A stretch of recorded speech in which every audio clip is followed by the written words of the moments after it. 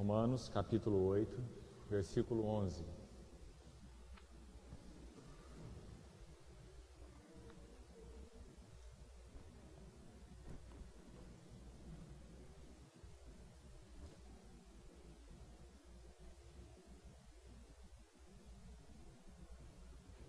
Se habita em vós o Espírito daquele que ressuscitou a Jesus dentre os mortos, esse mesmo que ressuscitou a Cristo Jesus dentre os mortos, vivificará também os vossos corpos mortais, por meio do seu Espírito que em vós habita. Assim, pois, irmãos, somos devedores não à carne, como se constrangidos a viver segundo a carne. Porque se viverdes segundo a carne, caminhais para a morte. Mas se pelo Espírito mortificardes os feitos do corpo, certamente vivereis. Porque se viverdes segundo a carne, caminhais para a morte. Mas se pelo Espírito mortificardes os feitos do corpo, certamente vivereis. O segundo texto em Colossenses, capítulo 3. Colossenses, capítulo 3, versículo 5.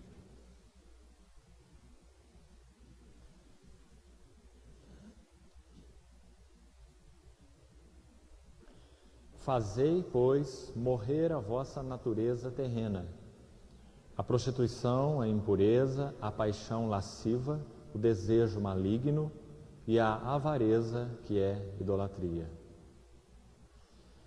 E ainda em 1 Pedro, capítulo 2, versículo 11. 1 Pedro, capítulo 2, versículo 11.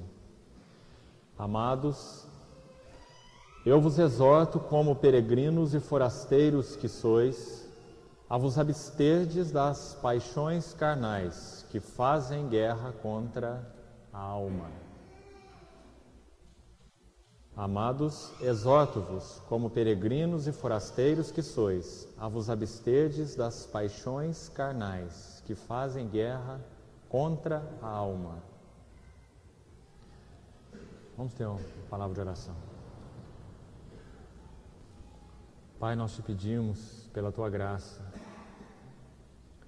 que o Senhor lance luz sobre a Tua palavra nesse momento, descortinando para nós mais da visão da Tua própria pessoa, Tua sublime graça, Teu maravilhoso amor, a santidade do Teu caráter, e revele também pela mesma palavra a nós mesmos e o nosso coração, para que possamos ser transformados de glória em glória na Tua própria imagem. Usa desse tempo, Senhor, te pedimos, para a Tua glória. Coloca o nosso coração, mente e espírito em Ti. Dá-nos entendimento espiritual. Em nome de Jesus. Amém. Irmãos, hoje nós vamos encerrar esse comentário a respeito do terceiro cativeiro, então, a que o povo de Israel foi submetido. Nós já compartilhamos por duas vezes a tipologia espiritual com relação a Débora e Baraque. E nós temos dito que aquele cativeiro ao rei Jabim, que possuía então 900 carros de ferro, e segundo a palavra oprimia duramente a Israel por 20 anos, oprimiu, tipifica de uma forma bastante coerente com a linguagem do Novo Testamento as nossas cobiças e paixões. Tudo aquilo que nós erguemos em nosso coração, no lugar de Deus, para que possa, segundo o nosso entendimento, prover uma satisfação aos nossos corações, que na verdade somente o nosso Salvador pode dar, o nosso Senhor. Então tudo aquilo que nós erguemos no nosso coração como fonte de satisfação, por mais legítimo que seja, e normalmente, principalmente aqueles cristãos que já de alguma forma têm sofrido um trabalhar de Deus nas suas vidas, tendem a levantar nas suas vidas coisas legítimas, porque elas são exatamente mais sutis. Nós vimos na reunião passada algumas delas, através daquelas exortações do Cântico de Débora. Foi o que nós compartilhamos na reunião passada. Então o Espírito Santo, através de Débora, exortou algumas tribos por não terem se envolvido na batalha espiritual, conforme nós vimos. E nós vimos que os motivos eram exatamente esses, motivos, de certa forma, coisas que nós normalmente desfrutamos e que não são pecaminosas em si, né? O conforto não é pecaminoso em si, o lazer não é pecaminoso em si, o comércio não é pecaminoso em si, né? Mas nós vimos como que essas coisas tiveram a capacidade de distrair e de envolver algumas tribos do povo de Israel de tal forma que eles foram repreendidos pelo Senhor através daquele cântico de Débora, né? Porque eles se envolveram de tal forma com aquelas coisas, mesmo que legítimas, e então não se envolveram na batalha espiritual. E nós temos visto que na linguagem, então, do Novo Testamento, existem muitas coisas que nos impedem de nos envolver na batalha espiritual, contra as nossas cobiças e paixões. Agora eu gostaria de ver hoje o lado positivo, o negativo nós já vimos. Eu gostaria de compartilhar com os irmãos algumas questões relacionadas à nossa posição diante do Senhor e no Senhor contra as cobiças e paixões. Agora, primeiro nós temos que ter um entendimento bíblico claro a respeito do operar dessas cobiças e paixões. E eu penso que esses 3 textos que nós lemos são cruciais para o nosso entendimento a respeito de cobiças e paixões. Então nós vamos retornar aos 3 textos. Gostaria que os irmãos abrissem de novo em Romanos, capítulo 8, versículos, vamos ler 12 e 13. Romanos 8, 12 e 13. Vamos entender bem esse texto.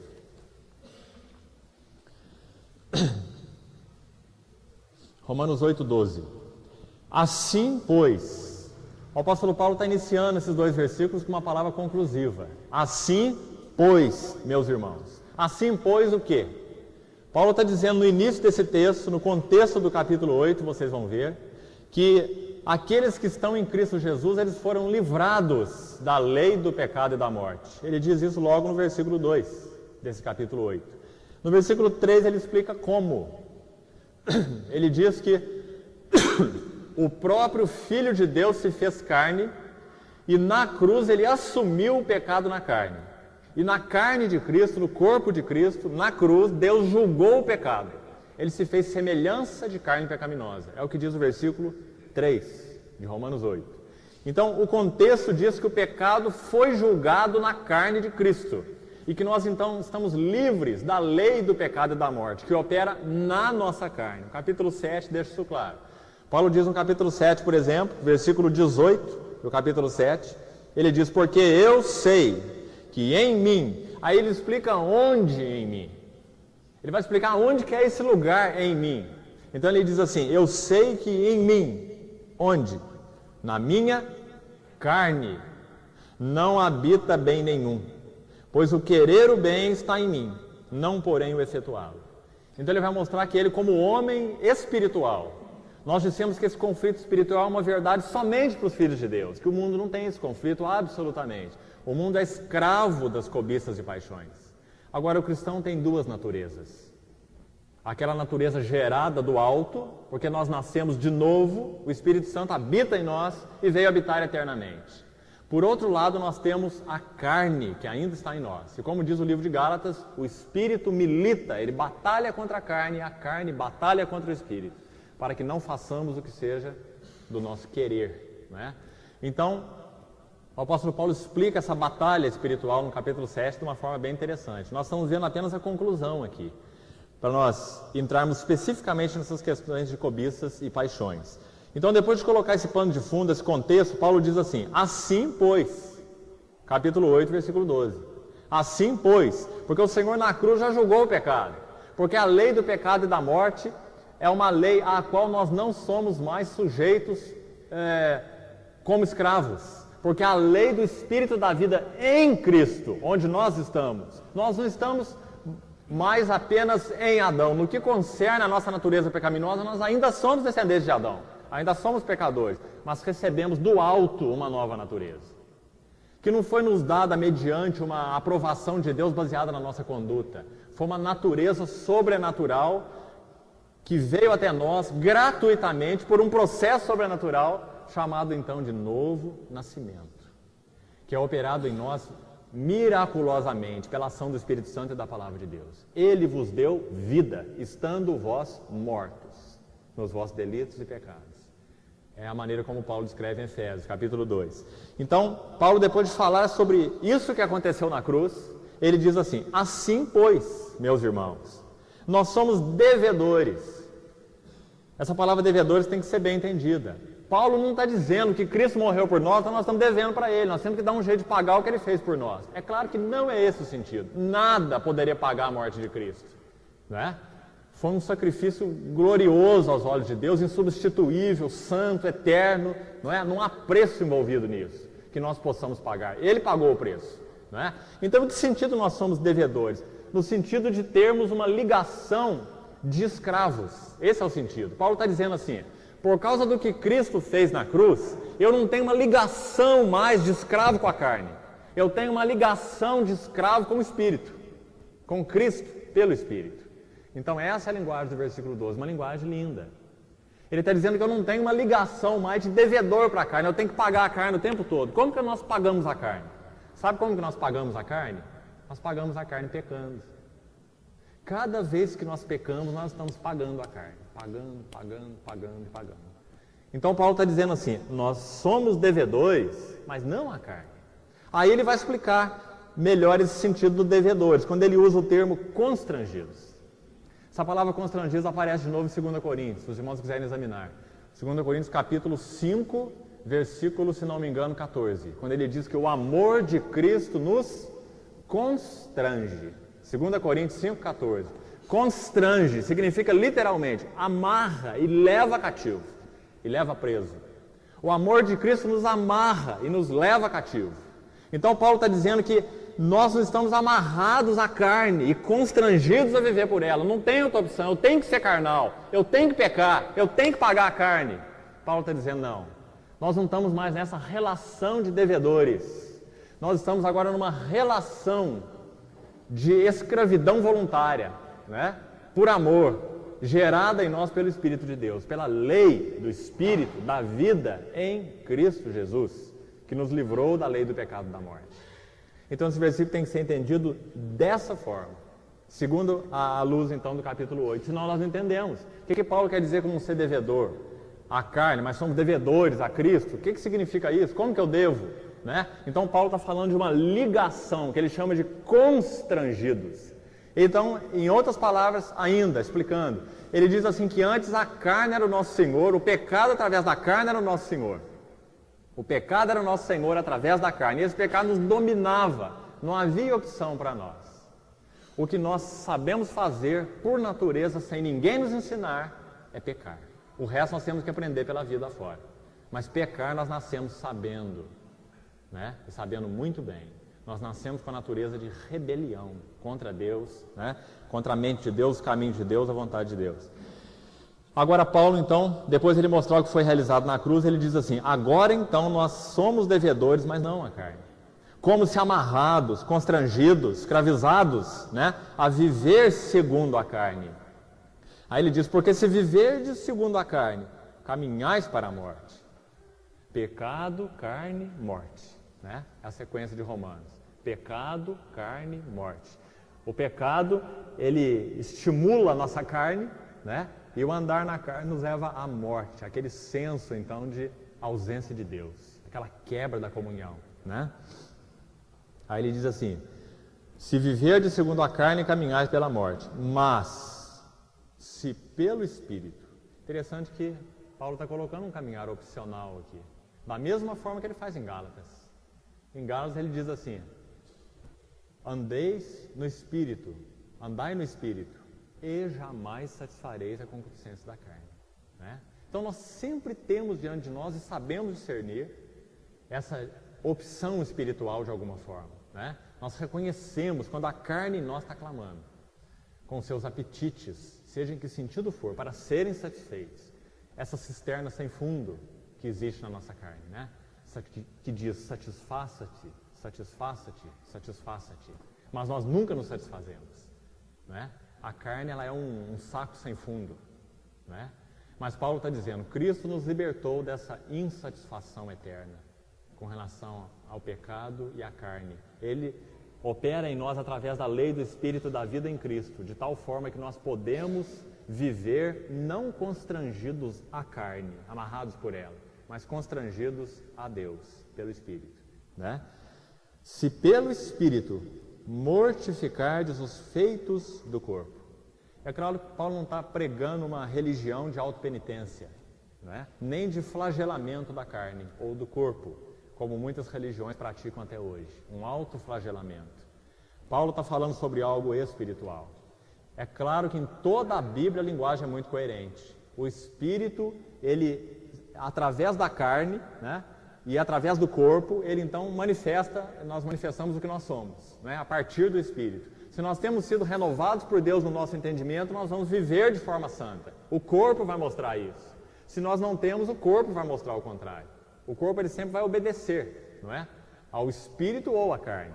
Então, quando Paulo fala sobre mortificardes os feitos do corpo, ele está dizendo que nós devemos julgar pelo Espírito todos os feitos carnais. Esse seria o sentido. Paulo está nos encorajando a julgarmos os feitos carnais, dizendo que nós não somos mais escravos segundo a carne. Nós pecamos? Sim. De alguma maneira nós podemos ainda andar segundo a carne? Sim, também. Só que escravos da carne, não. Se nós nascemos de novo. Então, pela infinita graça e misericórdia de Deus, nós que temos o Espírito Santo em nós podemos reconhecer esses tentáculos, né, de escravidão da carne se manifestando através do nosso ser, mesmo que através de coisas legítimas, como sempre acontece, que são mais então sutis e nos enganam, né? Então Paulo diz, vocês não são constrangidos a viver segundo a carne, não, por causa do que Cristo fez na cruz. Ele julgou o pecado na carne, né?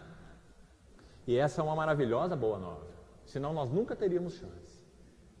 Nós falamos para os irmãos e vou repetir mais uma vez. Lembre-se que Jabim dominava sobre Israel com 900 carros de ferro. As cobiças e paixões da carne, indomáveis, inconquistáveis. 900 carros de ferro. Só o Senhor poderia conduzir aquele exército aos pés de Baraque e dar a vitória a Baraque. Ninguém mais podia fazer aquilo. Só o Senhor. Não é? Então, lá no Velho Testamento, através do livro de Juízes, nós temos uma figura linda do que é verdadeiro no Novo Testamento. Só Deus pode conduzir as nossas cobiças e paixões até nós mesmos, para que nós as vejamos, nós as possamos discernir. E só Ele, depois de nos dar o discernimento, Ele pode julgar essas cobiças e paixões e conduzi-las então à morte. Por isso que há uma expressão aqui muito importante nesse versículo 13, olha. Mas se pelo Espírito mortificares os feitos do corpo. É por isso que a religião não funciona. É por isso que o autoflagelamento não funciona. É por isso que, como Paulo diz em Colossenses, o rigor ascético não funciona. Eu determinar, não, eu vou viver como um monge, eu vou me trancar numa cela, eu não vou ter contato com ninguém, eu não vou ouvir nada, eu não vou ver nada, e então eu vou ser santo. Né? Isso não nos santifica. Porque as cobiças e paixões estão dentro do nosso coração, fervilhando o tempo todo, não importa onde nós estivermos. E elas são inconquistáveis, a não ser que, pelo Espírito, elas sejam mortificadas. Né? E a maravilhosa graça de Deus proveu isso para nós. Como? Cristo na cruz julgou o pecado na carne. Esse é o fundamento. Não é nem o que o Espírito Santo é capaz de fazer em nós. O fundamento não é esse. O fundamento é a cruz. A cruz é o fundamento. É o que Cristo fez com a carne lá na cruz. 2 Coríntios capítulo 5, versículo 21. Diz assim: aquele que não conheceu o pecado, Deus o fez pecado por nós. Ele foi feito pecado, para que nele nós fôssemos feitos justiça. 2 Coríntios capítulo 5, verso 21. Então o fundamento é a cruz, mas esse fundamento da cruz é aplicado na nossa vida por quem? Pelo Espírito. Então Romanos 8, como que eu me aproprio dos benefícios da cruz, daquilo que foi executado na cruz há 2000 anos atrás na história, mas que é eterno diante de Deus. Como que eu me aproprio hoje, 2000 anos depois da cruz histórica, como que eu me aproprio desses benefícios? Andando segundo o Espírito. O que isso significa? Andar em comunhão, em união, em aliança com Deus. Aonde que isso aparece no Velho Testamento? Principalmente no livro de Ruth. É o livro que nós vamos compartilhar depois de Juízes. Depois de um livro negro como o livro de Juízes, que fala sobre batalha espiritual, nós temos um dos livros mais lindos de todo o Velho Testamento, é o livro de Ruth. Ruth e Boaz, união com Cristo. Boaz é uma figura de Cristo, Ruth é uma figura da igreja. Então o segredo da vitória sobre a batalha espiritual de Juízes está em Ruth. O segredo de Juízes está em Ruth, união com Cristo. Sem união com Cristo, sem união com o nosso Boaz, nós nunca teremos vitória espiritual. Porque são 900 carros de ferro. É uma dura opressão, como diz a linguagem, né? Jabim oprimia duramente os filhos de Israel. Irmãos, nós precisamos, na nossa experiência, compreender isso. Cada um de nós. Não vale um ensino em massa. Isso não é compreendido em massa. Isso é compreendido na experiência individual de cada um de vocês. O que significa para você a carne? Como que Deus tem levado a discernir as suas cobiças? Até que ponto Deus já te levou a ver as suas paixões, que não é paixão por Ele, mas é paixão por qualquer outra coisa que não é Ele? Como que essa paixão funciona na sua vida? Quais são os mecanismos que alimentam essa paixão? Se nós não descobrirmos esses mecanismos na luz de Deus, nós temos pouca chance na batalha espiritual, né? Nós temos que entender em união com Cristo como que essas paixões funcionam. Essas duas coisas ocorrem juntas. Quanto mais união com Cristo, mais visão dos mecanismos pecaminosos. E por isso, uma maior vida de santidade, né? Não é maravilhoso o processo de Deus? O processo de Deus não é eliminar a carne de nós, é nos unir a Ele. E quanto mais próximos dele, em intimidade, em união, em comunhão, mais nós vamos discernir os mecanismos da carne e menos enganados nós seremos. Mais santamente nós viveremos. Por isso que o versículo 13 diz: se pelo Espírito mortificardes os feitos do corpo, certamente vivereis. Então, com relação às nossas cobiças e paixões, essa é a mensagem de Romanos 8, 12 e 13. A visão do fundamento da cruz é importantíssima. E a questão da aplicação desse fundamento ser verdade para nós hoje pelo Espírito, pela vida de união com Cristo. Comunhão, intimidade, união. Agora, os outros textos que nós lemos também nos ajudam. Colossenses, capítulo 3. Os irmãos vão ver mais alguma coisa, os irmãos vão ver mais ou menos a mesma coisa, mas há um acréscimo aqui. Colossenses capítulo 3, nós lemos somente o versículo 5, né?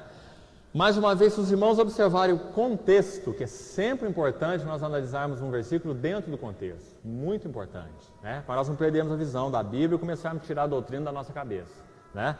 Então, os irmãos lerem o contexto, Colossenses 3, a partir do versículo 1. Os irmãos vão ver que o contexto é mais ou menos o mesmo de Romanos. Ele está dizendo assim: portanto, se fostes ressuscitados juntamente com Cristo, buscai as coisas do alto onde Cristo vive. Versículo 4 ele diz: Cristo é a nossa vida.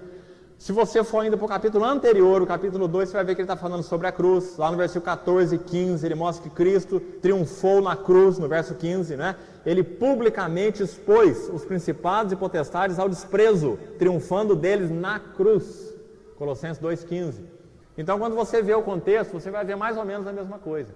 Cristo triunfou na cruz sobre a carne. Nós não somos constrangidos a viver segundo a carne. Então, agora no capítulo 3, ele começa uma conclusão também. Ele diz assim: portanto, né? Portanto, conclusão. Se fostes ressuscitados com Cristo, ele diz: olha, já aconteceu. Vocês já estão, na linguagem de Efésios, assentados com Cristo nos lugares celestiais. Ele nos ressuscitou juntamente com Cristo, né? Então ele diz assim: buscai as coisas lá do alto onde Cristo vive, né? É uma outra maneira de falar o que ele já falou em Romanos. Ele está falando: você não é um constrangido da carne, você agora é um constrangido do Espírito, porque você já foi ressuscitado com Cristo. Você hoje pode buscar as coisas do alto, né? Porque você já ressuscitou com Cristo. Aí, no versículo 4, ele diz assim: Cristo é a nossa vida. Ele foi gerado em nós lá no novo nascimento, na nossa experiência espiritual, né? E ele está sendo edificado. Cristo está sendo formado em nós. Em que sentido? Pelo Espírito Santo e pela Palavra de Deus, o caráter de Cristo está sendo implantado na nossa vida. O caráter de Cristo está nos substituindo. Ele está nos levando a viver um jugo com Ele. Meu jugo, como Ele diz. Para que nós possamos aprender dele nesse jugo. Jugo fala de união. Né? Você coloca o seu pescoço ao lado desse manso que é Cristo. Como se faz para domar dois animais. Não é? Você coloca o manso naquela canga, naquele jugo, junto com o bravo. E o manso vai sofrer bastante, vai levar muito tranco daquele bravo. Né? Mas finalmente aquele animal bravo, ele vai aprender a andar nos passos do manso. Ele vai aprender a não se assustar com tudo, como o manso não se assusta. Você coloca um boi novo, um novilho, junto a um boi velho, já manso, já domado, e esse é uma figura de Cristo, aquele que aprendeu a obediência pelas coisas que sofreu. Você coloca um boi bravo, novilhozinho, junto a um boi manso, já mais velho, o boi velho sofre muito. Chega no final do dia, o pescoço do boi velho está todo esfolado, porque aquele boi manso, boi novo, mais bravo, ele não para do lado no jugo. Ele dá coice, ele esfrega, ele corre, ele anda mais rápido, e o boi velho vai levando tranco e se ferindo o tempo todo. Mas finalmente aquele mais novo é adestrado. Assim é a nossa relação com Cristo. De alguma maneira nós vamos dando tranco no nosso Senhor o tempo todo. Mas Ele é manso e humilde de coração. E Ele diz que nesse processo nós iremos encontrar descanso para as nossas almas. Porque o meu jugo é suave e o meu fardo é leve, Ele diz. O que é esse jugo suave e esse fardo leve? É o seu senhorio sobre as nossas vidas. É o discipulado. Significa que nós colocamos a cabeça do outro lado, nós estamos atados a Ele. Nenhum jugo. E Ele então vai nos discipular. Ele vai nos ensinar a andar nos seus passos, à sua maneira. Né? Aprendei de mim que sou manso e humilde de coração e achareis descanso para as vossas almas. Então, Cristo é a nossa vida e tem nos desenvolvido nesse jugo. Né? Aí no versículo 5 ele diz assim: fazei então morrer a vossa natureza terrena. Irmãos, que versículo! Esse versículo sem os anteriores não tem absolutamente nenhum sentido. É como se você falasse para um cachorro que ele não pode latir, que ele tem que miar. Né? Ele ia falar, mas se ele pudesse falar e dizer, olha, mas eu não consigo, eu tenho que latir, eu nasci para latir, é a minha natureza. Né? Você falar para um pecador parar de pecar é a mesma coisa que você falar para um cachorro parar de latir. Então seria uma loucura a palavra de Deus dizer para nós, faça morrer você a sua natureza terrena, faça morrer a sua prostituição, a sua impureza. E a terceira expressão aí, olha, paixão. É exatamente o que nós temos compartilhado, né? Paixão lasciva, a lascívia. Lascívia significa todo esse desejo de paixão que é contrário à vontade de Deus, seja algo que for. É claro que especificamente nesse contexto aqui tem conotação de impureza sexual, mas a paixão é mais do que impureza sexual. Né? A lascívia é a impureza sexual especificamente, a lascívia. Agora a paixão nem sempre ela envolve a área sexual. Você pode ser apaixonado por outra coisa, não é? A paixão ela é muito ampla na nossa vida, né? Na nossa personalidade. Então, aqui especificamente se fala sobre a paixão lasciva, ou a lascívia, né? O desejo maligno, qualquer desejo fora da ordem de Deus. O desejo maligno. E a avareza é paixão. A avareza é paixão por dinheiro, né? E a palavra de Deus diz que a paixão por dinheiro é idolatria, né? Então, irmãos, nós não temos chance com nenhuma dessas coisas, nem com a lascívia, nem com a avareza. A não ser que nós tenhamos a visão da cruz, a visão da nossa identificação com Cristo, e não só a visão da cruz e da nossa identificação com Cristo, mas um andar em comunhão com Cristo. Como o livro de Ruth mostra muito bem. Uma união de amor e de relacionamento. Então, esse capítulo 3 de Colossenses lança mais luz sobre essa questão de paixão e cobiças. E o outro texto que nós lemos, 1 Pedro, capítulo 2, né, versículo 11. 1 Pedro 2, 11.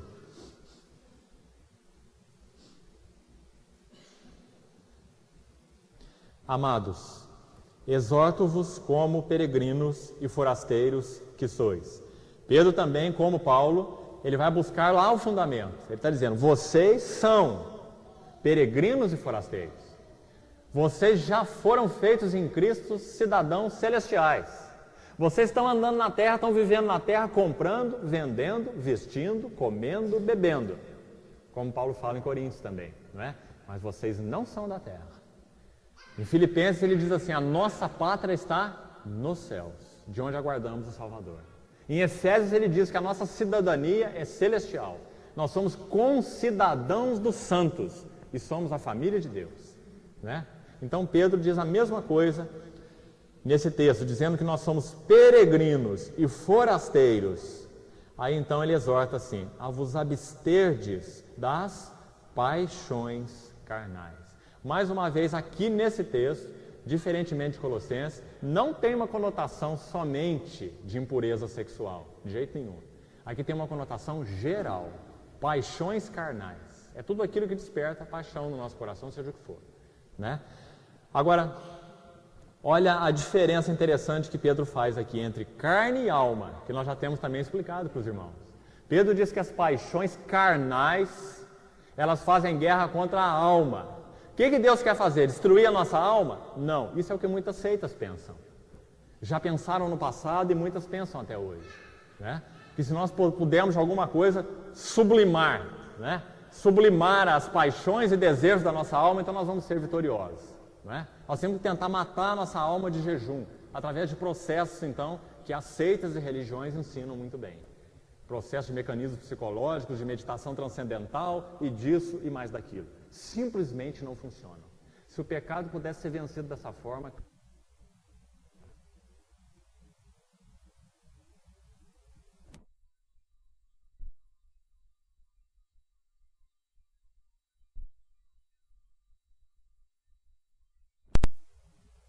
Então, Pedro diz assim, que as paixões carnais, elas fazem guerra contra a alma. E o que Deus quer não é destruir a alma. O que Ele quer é purificar as nossas almas da carne, né? Porque o que é carne? Nós já vimos lá em Gênesis. Carne é a nossa alma super desenvolvida. Lembra de Eglon, o rei gordo? Por que a Bíblia usou aquela figura? Fora das proporções, né? Disforme. Essa é a nossa alma como consequência do pecado.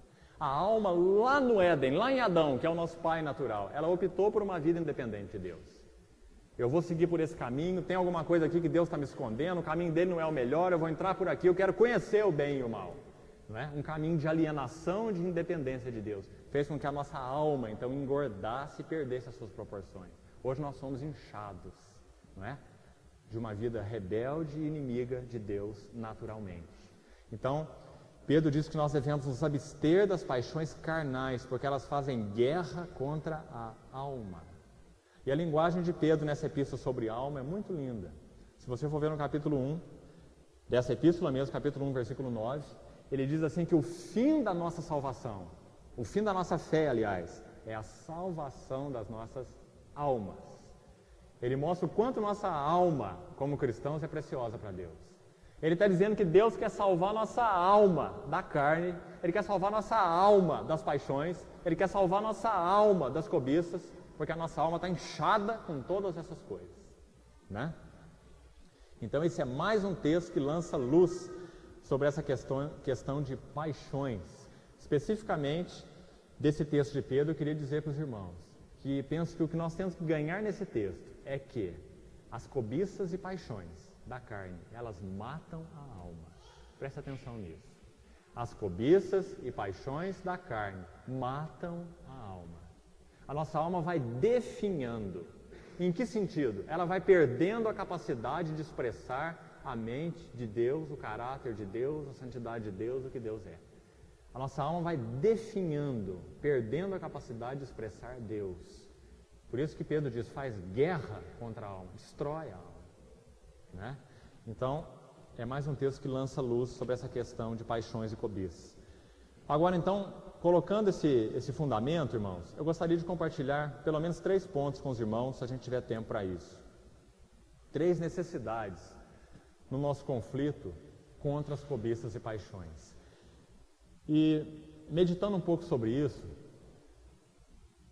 eu fui buscar alguma coisa dos pais do deserto, na história da igreja. Como que eles viam. Nós temos muita literatura sobre isso, inclusive disponível para os irmãos na biblioteca. É muito interessante. Os primeiros homens de Deus, no início da história da igreja, aqueles que foram chamados de pais do deserto, aqueles que se retiraram para o deserto nos primeiros séculos da história da igreja, tal era a corrupção, a depravação da religiosidade daquele tempo.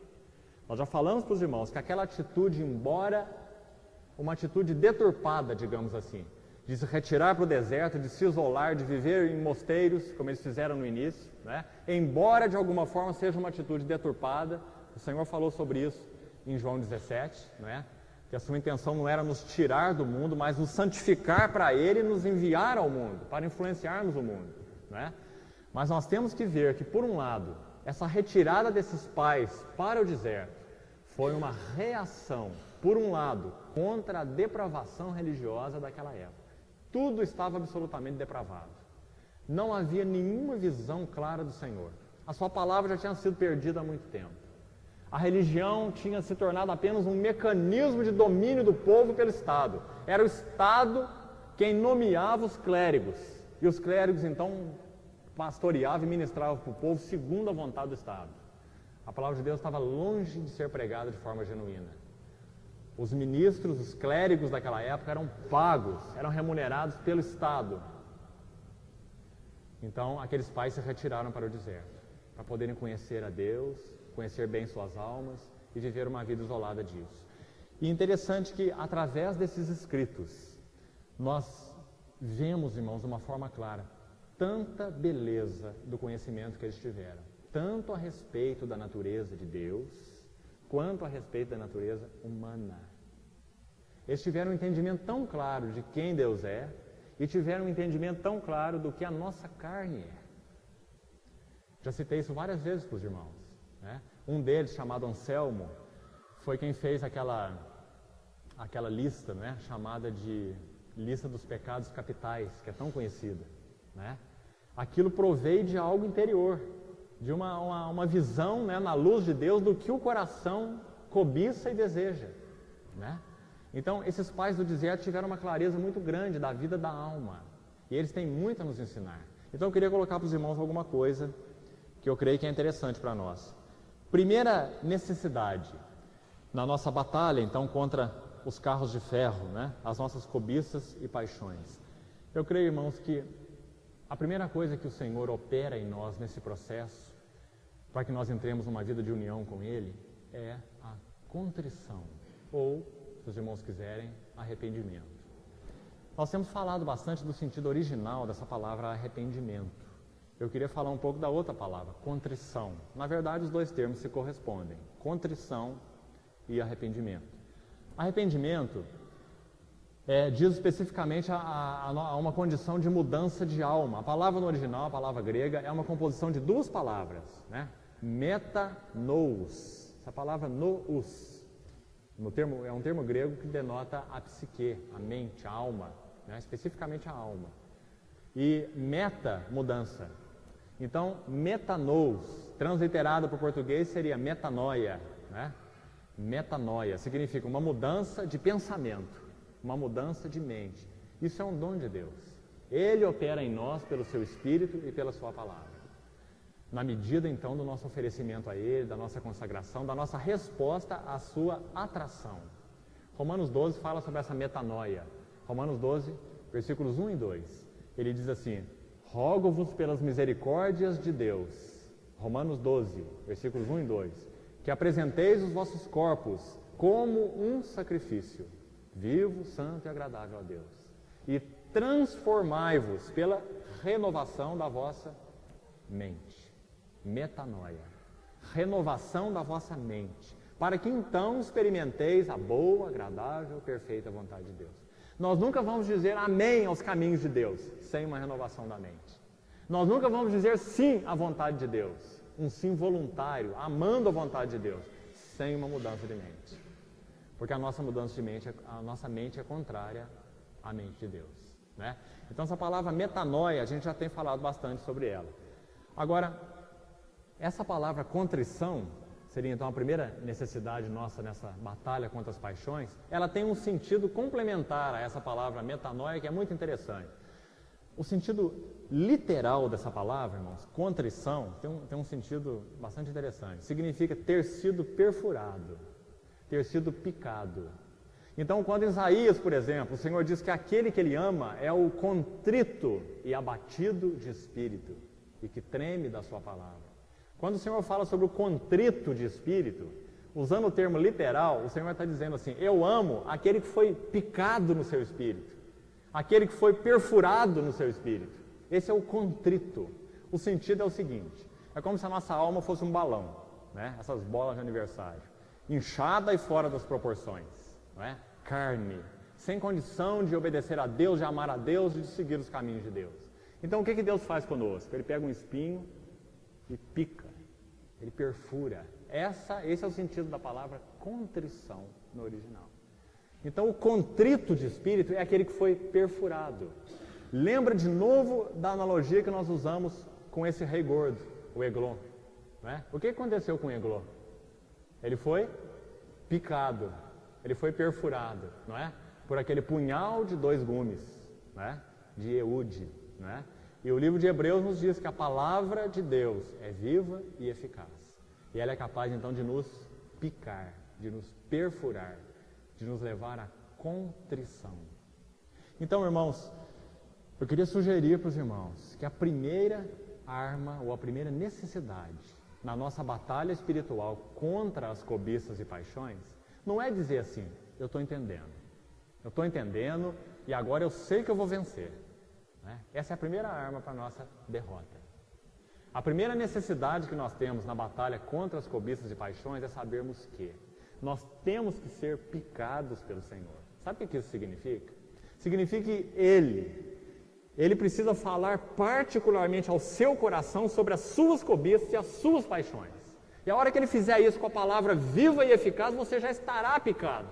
E a hora que você estiver picado, você vai ter poder para andar segundo o Espírito.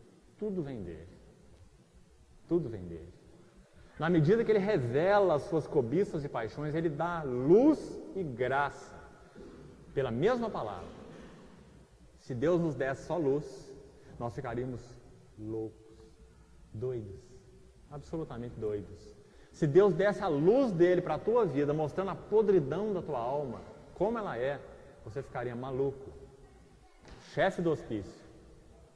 Mas pela mesma palavra que lança luz sobre as nossas almas, é uma palavra que capacita, que dá graça. É uma palavra que mostra a vitória de Cristo. E é uma palavra que mostra que nós somos um com Ele. E nele nós somos mais que vencedores. Andando nele em união com Ele, nós podemos triunfar sobre os carros de ferro. É isso que a palavra faz. Ela não dá só luz. Luz nos lançaria na miséria.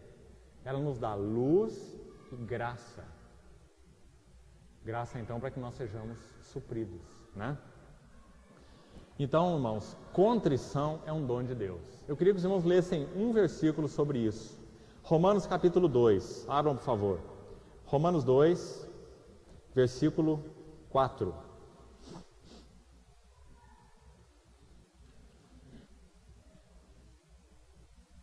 Romanos 2, 4.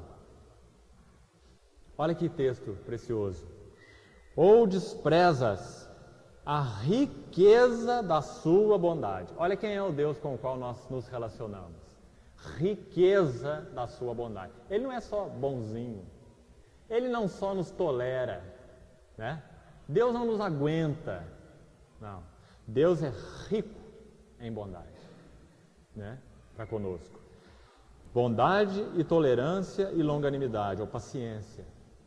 Ignorando que a bondade de Deus é que te conduz ao arrependimento. A bondade de Deus é que te conduz ao arrependimento, né?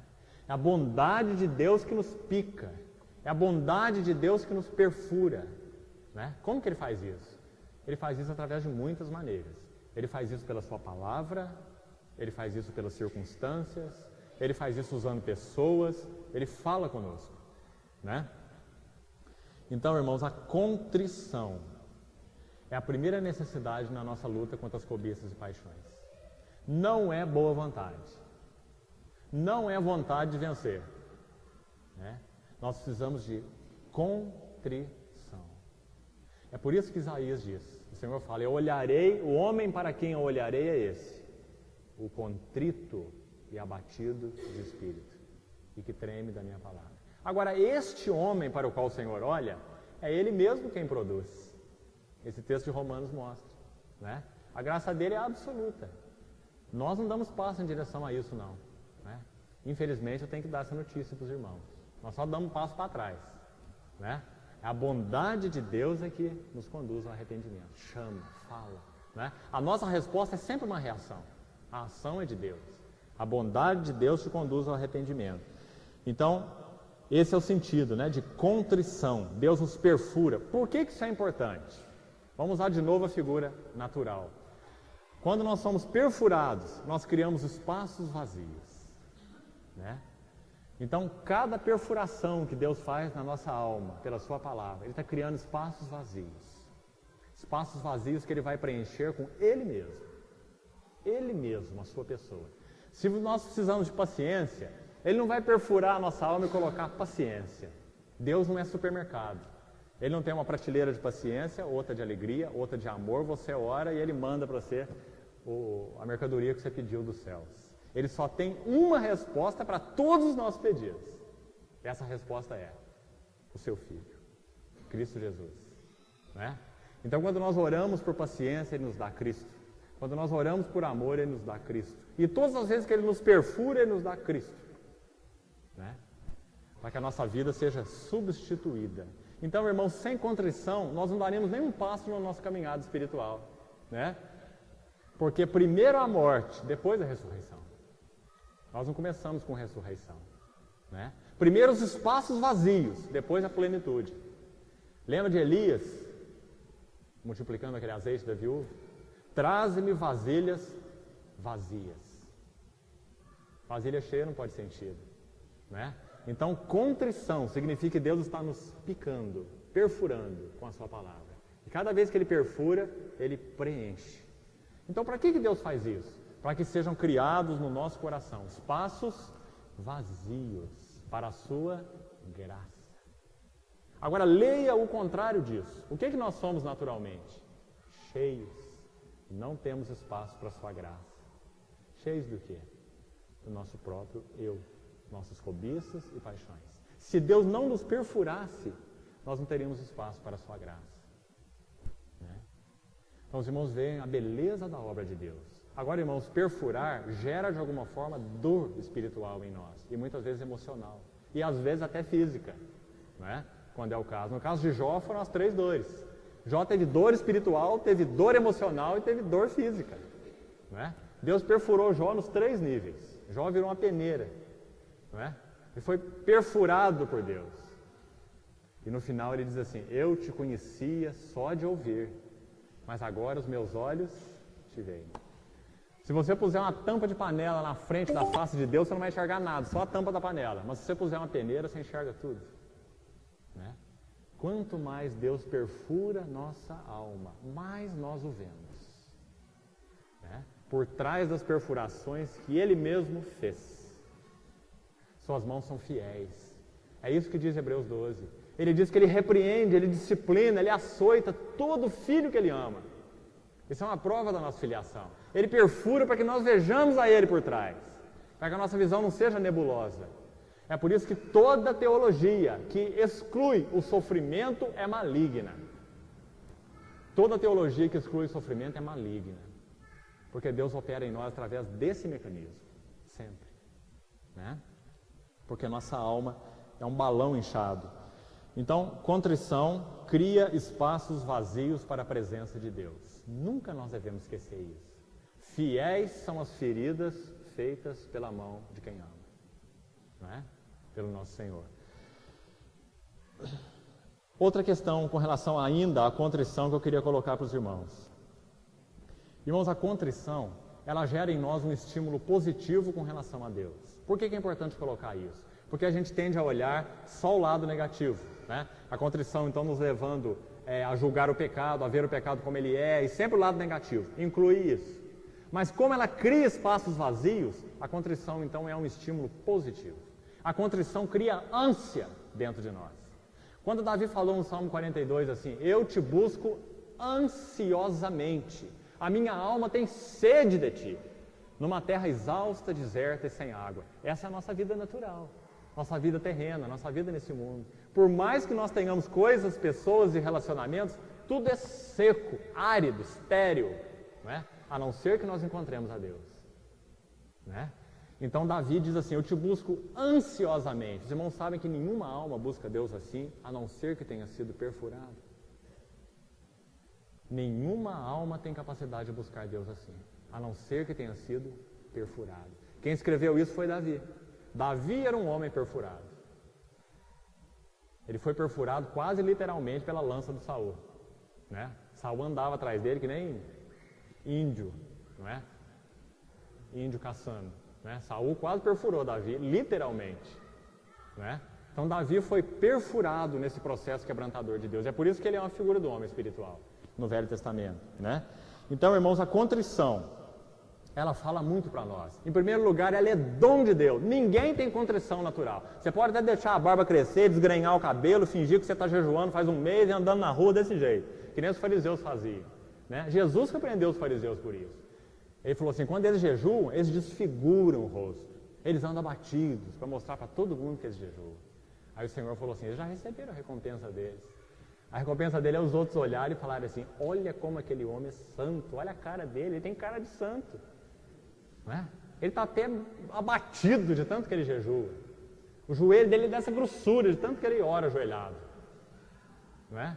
Era isso que os fariseus buscavam. Então o Senhor falou, eles já receberam a recompensa. Glória humana. Não é?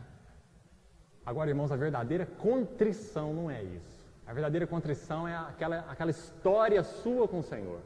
Quando Ele fala com a sua alma e revela duas coisas. Quem Ele é, quem você é. Não é? Então Ele te pica, Ele te perfura. Isso leva o nosso coração à contrição. Não é? Isso é contrição real. Isso nos muda. Cada picada torna mais clara para nós a face de Deus. Cada perfuração na nossa história pessoal. Então, a contrição é um dom de Deus, não pode ser produzida pela religiosidade, é um dom de Deus, cria espaços vazios para Deus e nos estimula a ânsia por Deus. As três coisas. Buscarmos a Deus ansiosamente, como Davi, é resultado de contrição. Nós temos que ser perfurados por Ele. Né? A segunda necessidade, dá tempo para nós compartilharmos um pouquinho, pelo menos, sobre ela, domingo nós continuamos.